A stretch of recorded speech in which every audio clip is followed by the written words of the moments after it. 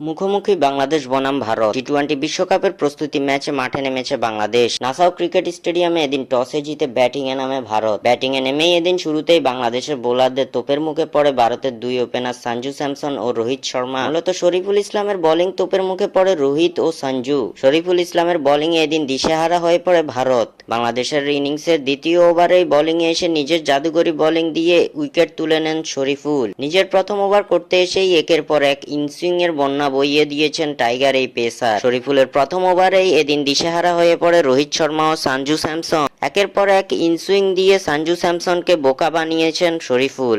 শরীফুলের বল খেলতে না পেরে ফাঁদে পড়ে সঞ্জু স্যামসন। শরীফুলের করা পঞ্চম বলে এলবিডব্লিউর ফাঁদে পড়ে সাজঘরে ফিরতে হয় সঞ্জু স্যামসনকে। এদিন শরীফুলের বল বুঝতে না পেরে এলবিডব্লিউর ফাঁদে পড়েন সঞ্জু স্যামসন, যার ফলে 6 বলে 1 রান করে আউট হয়ে সাজঘরে ফিরতে হয় তাকে। মূলত শরীফুলের বল বুঝতে না পেরেই এদিন বোকা বনে গেছেন সঞ্জু স্যামসন।